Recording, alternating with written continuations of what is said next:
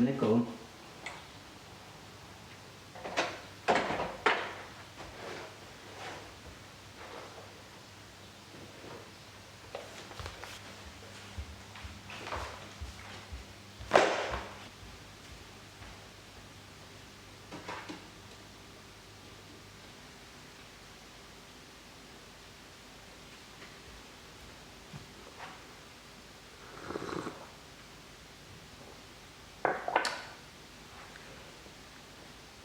Ada dua concern gue saat ini. Yang pertama, gue sedih. Band favorit gue, Naif, dikabarin bubar. Concern yang kedua, besok gue vaksin, man.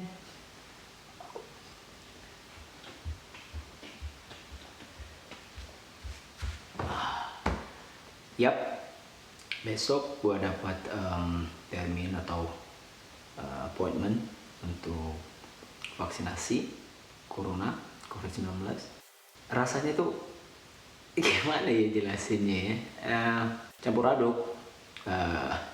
Ya mungkin gara-gara gue selalu aktif di media sosial ya, maksudnya melihat berita ini atau dengar berita itu, baca ini baca itu, apalagi kesimpang siuran vaksinasi, apakah ini teori konspirasi atau sejenisnya. Ada perasaan campur aduk, nervous. Tapi yang buat gue yakin sih tata cara atau tata kelola vaksinasi di Swiss itu sendiri.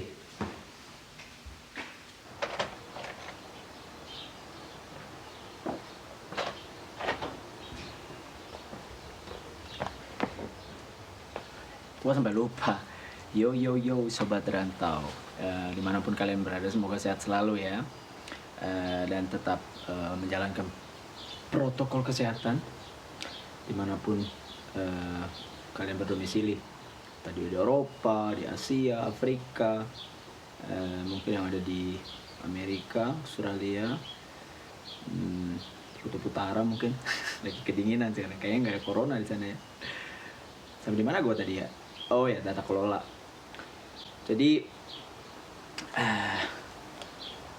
kalau gue nggak salah, Beni ngedaftarin gue di satu situs yang memang dibikin oleh Pemda sini, pemerintah Swiss.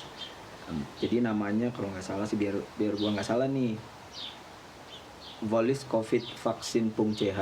Nah, jadi ngedaftarin gua karena persyaratannya yang pertama harus punya asuransi, karena memang sekali lagi kalau menurut orang sini sih gratis ya, jadi asuransi yang bayar ya, tapi kan yang bayar asuransi per bulan juga orang sini ya.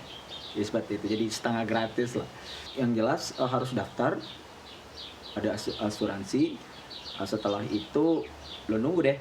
Nah, kalau jadi kembali, gue balik sedikit ya, waktu zaman corona merebak di 2020, langsung tuh pemerintah sini cekatan lah ya.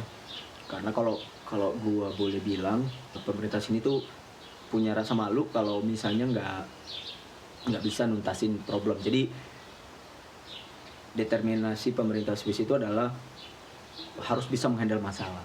Nah, jadi harus bisa menyelesaikan masalah, mencari jalan keluar, membangun sistem dan segala macam. Nah, jadi tata kelola dan sistem itu yang gue garis bawahi, keren banget. Nah, lantas setahun berlalu corona, akhirnya pemerintah Swiss ini punya kayak roadmap gitulah ya. Jadi kalau nggak salah 6 bulan pertama aja mereka udah bisa memetakan usia mana yang rentan, lantas usia mana yang punya imun bagus, lantas mereka bisa memetakan. Setelah itu keluarlah istilahnya seperti maklumat lah ya. Jadi di tahun pertama corona merebak, mereka nggak terlalu pede. Yang setiap gua tanya orang sini, pemerintah kamu udah nemuin vaksin nggak, udah bikin vaksin nggak, atau beli vaksin dari mana gitu, mereka selalu bilang mereka tuh kayak apa ya, punya standar logika yang sama gitu loh, dari satu orang Swiss ke orang Swiss yang lain kayak seragam gitu logikanya.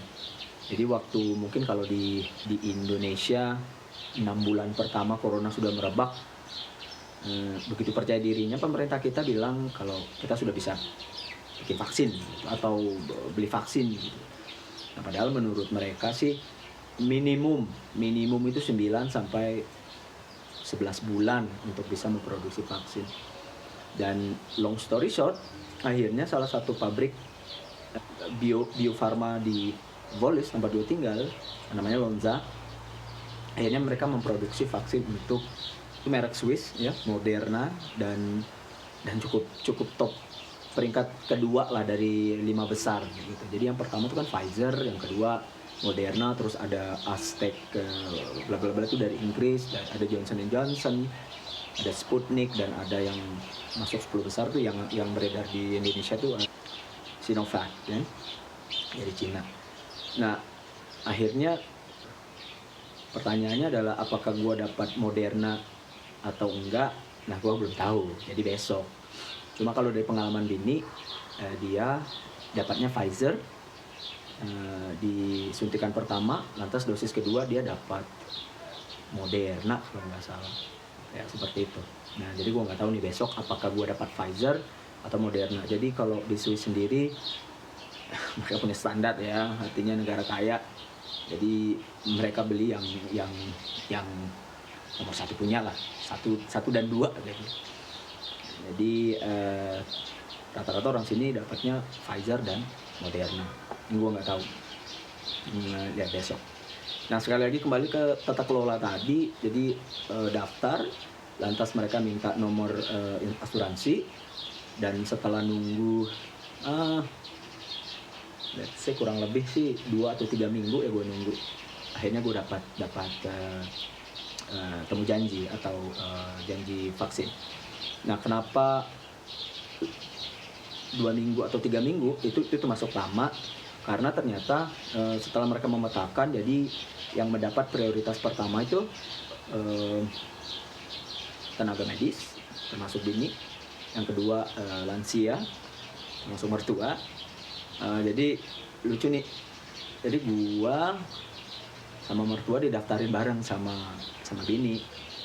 Nah, lucunya gua tuh sorenya udah didaftarin atau paginya kalau nggak salah, daftarin sama Bini.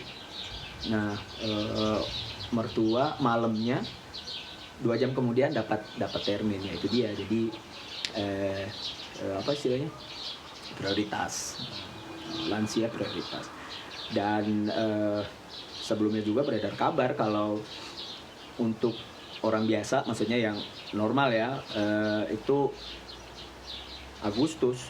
Nah, karena ya itu tadi, mereka udah memetakan naik turunnya atau karakteristik corona dan segala macam, akhirnya mereka targetnya sih Agustus, tapi ternyata lebih cepat, lebih bagus lah. Karena kalau gue lihat sih determinasi pemerintah sini ya luar biasa lah ya, respect, angkat topi lah. Dan selanjutnya gue harus bawa kayak kalau kita tuh kartu kesehatan lah ya. Nah, jadi gue ingat beberapa tahun yang lalu gue pernah vaksin demam kalau nggak salah, pokoknya menghadapi musim dingin. Tapi gue nggak mau. Cuma akhirnya pas di dokter, kebetulan dokter anak, anak gue divaksin, vaksin polio, campak dan segala macam. Akhirnya ditanya, lu mau vaksinasi nggak untuk mengarungi musim dingin? Padahal sudah ini waktu itu udah musim dingin keempat, artinya udah kebal sebenarnya. Tapi kalah juga tuh, kalah sama prosedural yang luar biasa lah di sini ya. Maksudnya ya gue berpikir apa sih anunya vaksin gitu kan. Ya gue termasuk yang tradisional lah, bawaan orok gitu kan. Nah, sampai di sini ternyata ya mereka punya logika yang berbeda, bahwa vaksinasi atau pengobatan atau medical treatment itu termasuk salah satu penyeimbang kehidupan, apa ya, jadi hidup itu akan lebih lebih punya mutu, lebih nggak sakit dan segala macam tuh kalau diimbangi dengan hmm, pengobatan gitu gitulah. Itu anunya, filosofinya orang sini. Dan selanjutnya bawa ID. Nah, jadi kartu identitas lah, standar cuma ternyata signifikan karena ini kan pendaftarannya online.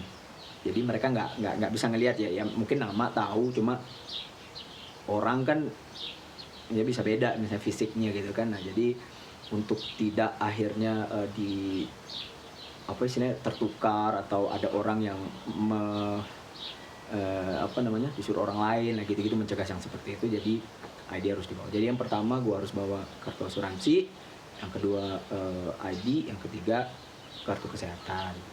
Nah setelah itu gue dapat, nggak tahu ya, tapi rumornya sih ada dapat kayak stempel, kayak approval lah, ini seorang ini atau sudah divaksin dan segala macam. Sekali lagi gue masih campur aduk gitu. Karena yang segmen selanjutnya gue pengen ngomongin efeknya setelah divaksin.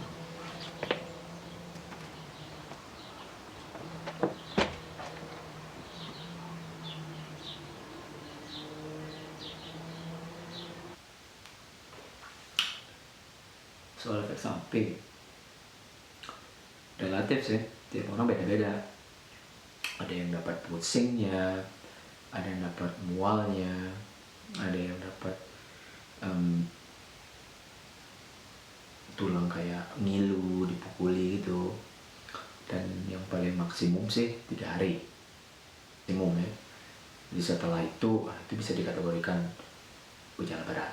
Kalau dibilang nervous, manusiawi ya kan, harus namanya virus baru, terus ini vaksin untuk virus baru gitu. Jadi walau ada jaminan gitu kan, ya hanya saja setiap orang, sekali lagi setiap orang tuh beda-beda simptomnya. Yang mudah-mudahan aja efek samping ini nggak yang banget. Nah selanjutnya yang pengen gue highlight sih antusiasme orang Swiss. Jadi mereka sukarela, jadi pendaftarannya kan online, bisa online. Di situs yang gue udah sebutin tadi sore, nah itu tiap kanton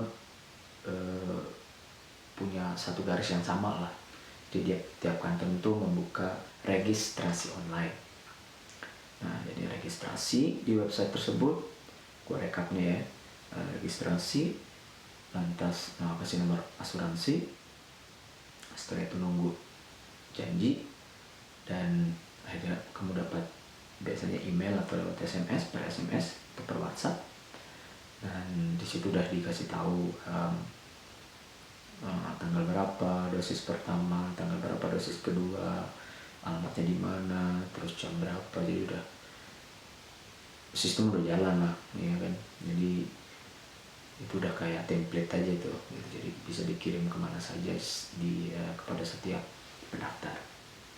Dan kerennya lagi bahwa pendaftaran ini tidak hanya untuk orang sini, orang Swiss, tapi kayak gua gitu kan, dan teman-teman Indonesia yang lain yang mungkin saja saat ini sudah mendaftar dan mungkin masih menunggu atau bahkan sudah divaksinasi. Jadi ucapin selamat deh gitu kan.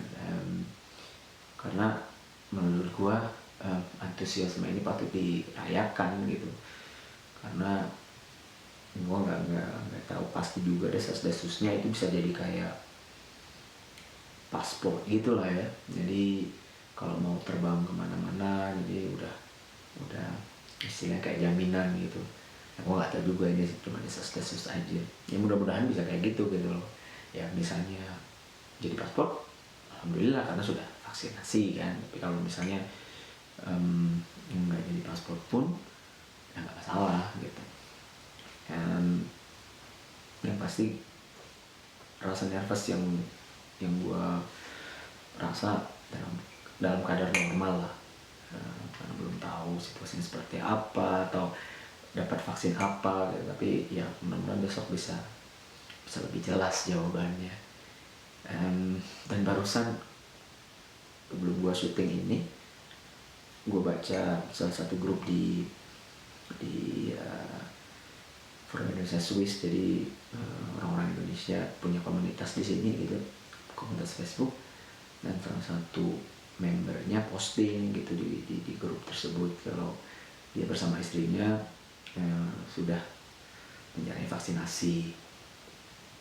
Jadi diceritain detail gitu, ketika masuk ruangan, lantas perawat di sana atau pelayan di sana udah nungguin gitu. Jadi benar-benar ya seperti yang gue bilang gitu. Jadi sistematis, taktis, efisien. Jadi udah to the point aja gitu, nggak usah berlama-lama gitu. Das. Jadi semua tuh udah yang yang pantesan aja mereka bisa jualan jam ya. Jadi semuanya tuh udah waktunya. Maksimum itu yang posting itu bilang dia temu janjinya itu 10.30 apa gitu ya, kurang lebih.